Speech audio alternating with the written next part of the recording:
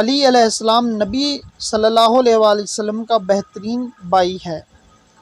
حضرت ابو جعفر اپنے ابا اور وہ حضرت علی علیہ السلام سے روایت کرتے ہیں کہ انہوں نے فرمایا، جب نبی پاک صلی اللہ علیہ وآلہ وسلم کو معراج ہوئی تو آپ صلی اللہ علیہ وآلہ وسلم نے فرمایا، مجھے نورانی رفرف میں لے جایا گیا اور اس کے بعد مجھے نور کے حجاب کی طرف لے جایا گیا، پھر جو اللہ نے چاہا مجھ پر وحی فرمائی۔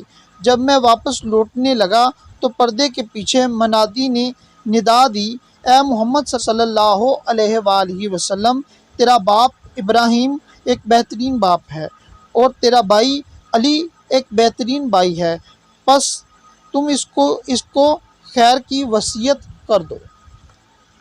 مسلم بن خالد نے کہا، میں نے حضرت جعفر بن محمد سے سنا، انہوں نے اپنے باپ، انہوں نے اپنے جد، انہوں نے مولا علی علیہ السلام سے روایت کی کہ رسول اللہ صلی اللہ علیہ وآلہ وسلم نے ارشاد فرمایا، جب میں 7ویں آسمان پر پہنچا تو جبرائیل علیہ السلام نے مجھ سے کہا، اے محمد صلی اللہ علیہ وآلہ وسلم، آگے بڑھیے، خدا کی قسم یہ کرامت نہ کسی مقرب فرشتے نے اور نہ ہی کسی نبی مرسل نے پائی ہے۔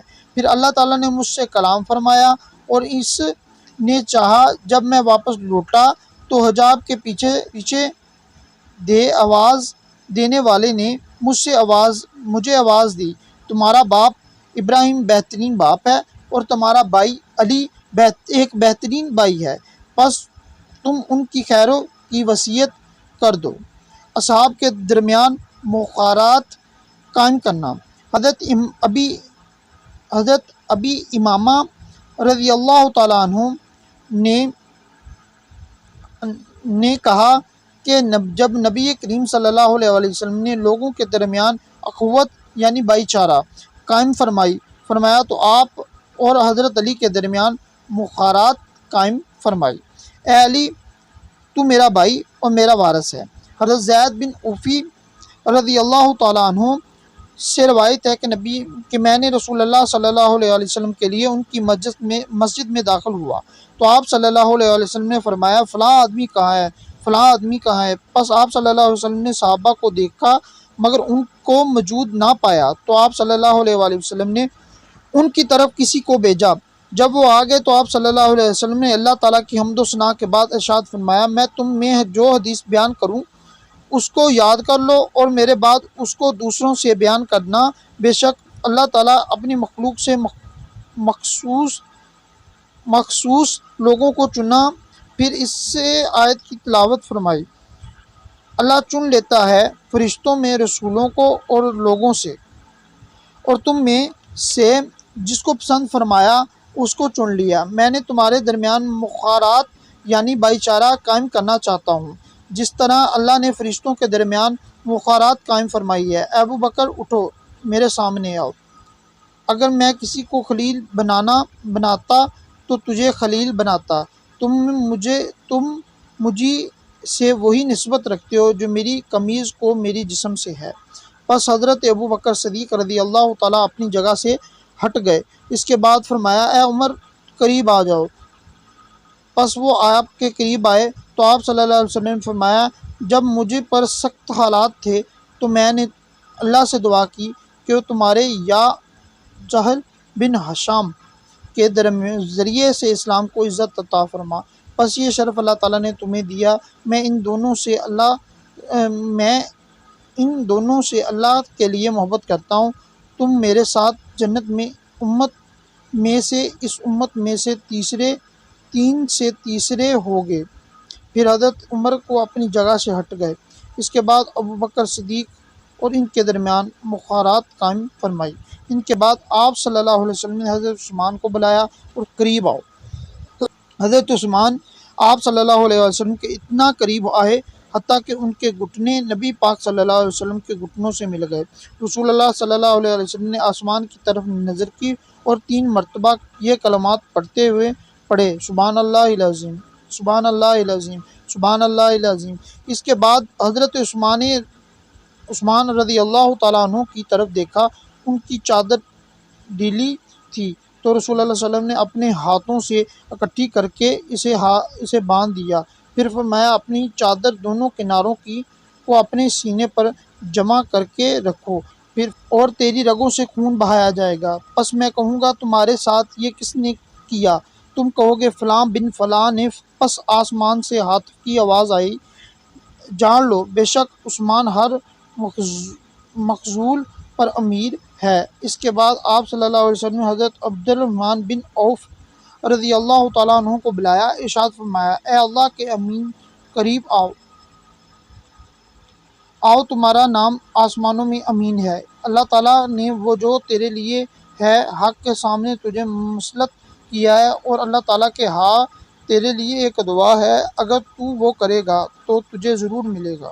انہوں نے عرض کیا، یا رسول اللہ، وہ دعا آپ ہی میرے لیے منتخب فرمائیں۔ تو رسول اللہ صلی اللہ علیہ وسلم نے فرمایا، اے عبد الرحمن، تو نے مجھے امانت سونپی ہے، اللہ تعالیٰ تیرے مال کو کثیر کرے۔ اور آپ نے اپنے ہاتھ سے اشارہ کیا، پھر عبد الرحمن رضی اللہ تعالیٰ جگہ سے ہٹ گئے۔ پس آپ صلی اللہ علیہ وسلم نے ان کے اور حضرت عثمان کے درمیان مخارات قائم کی۔ پھر اس کے بعد آپ صلی اللہ علیہ وسلم نے حضرت طلحہ اور زبیر کو بلایا، فرمایا تم دونوں قریب آؤ۔ پس وہ دونوں آپ صلی اللہ علیہ وسلم کے قریب آئے تو آپ صلی اللہ علیہ وسلم نے ان سے فرمایا کہ میری حوری ہو جس طرح حضرت عیسیٰ بن مریم کی حوری تھی۔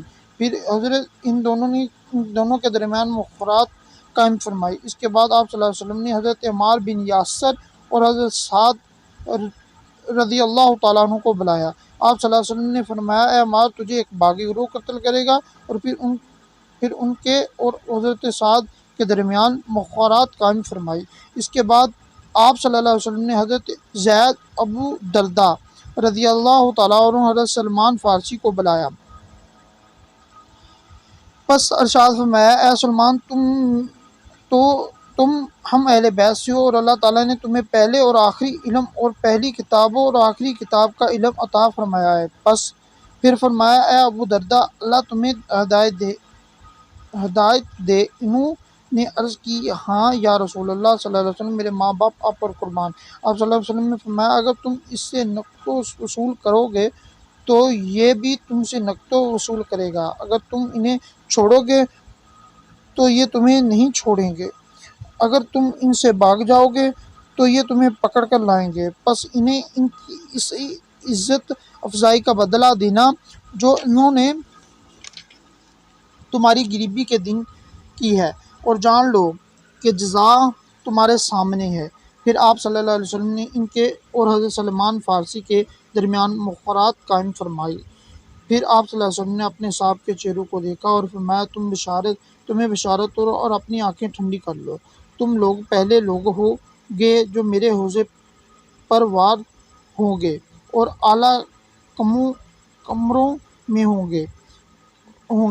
پھر آپ صلی اللہ علیہ وسلم نے حضرت عبداللہ بن عمر کو دیکھا اور ارشاد فرمایا، تمام تعریفیں اس ذات کے لیے جس نے گمراہی سے ہدایت دی اور گمراہی کا لباس اسے پہنایا جسے واجب تھا۔ تو حضرت علی علیہ السلام نے عرض کیا، یا رسول اللہ، جب میں نے آپ کو اپنے علاوہ اپنے صحاب سے مخارات کرتے دیکھا تو میری روح چلی گئی اور کمر ٹوٹ گئی، اور اگر یہ تاخیر مجھ پر ناراضگی کی وجہ سے ہے تو آپ کی رضامندی اور بزرگی ہے۔ آپ صلی اللہ علیہ وسلم نے فرمایا، اس ذات کی قسم جس نے مجھے حق کے ساتھ مبعوث فرمایا کہ میں نے صرف تمہیں اپنے لیے مؤخر کیا ہے، اور تم مجھ سے وہی نسبت رکھتے ہو جو ہارون علیہ السلام کو موسیٰ علیہ السلام سے تھی، سوائے اس کے میرے بعد کوئی نبی نہیں، اور تم میرے بھائی اور میرے وارث ہو۔ حضرت علی نے عرض کیا، اے اللہ کے نبی، آپ کی وراثت کیا ہے؟ تو آپ صلی اللہ علیہ وسلم نے فرمایا، جو مجھ سے پہلے انبیاء کی وراثت تھی۔ حضرت علی نے عرض کیا، وہ کیا تھی؟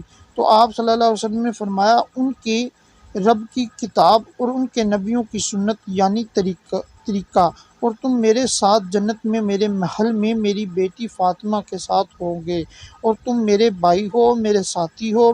پھر رسول اللہ صلی اللہ علیہ وسلم نے اس آیت کی تلاوت فرمائی۔ جنت کے باغوں میں تختوں پر ایک دوسرے کے سامنے ہوں گے۔ اے علی، دنیا اور آخرت میں میرا بھائی ہے۔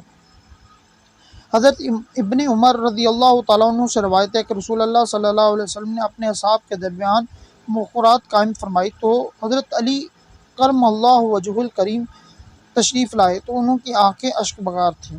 انہوں نے عرض کی، یا رسول اللہ، آپ نے اپنے اصحاب کے درمیان مؤخرات بھائی چارہ قائم کیا ہے، مگر مجھے اور کسی کے درمیان میرے اور کسی کے درمیان مؤخرات قائم نہیں کی۔ تو رسول اللہ صلی اللہ علیہ وسلم نے ارشاد فرمایا، انت اخی فی الدنیا والآخرہ، تم میرے دنیا اور آخرت میں بھائی ہو۔ اللہ اور رسول کی پہچان علی ہے۔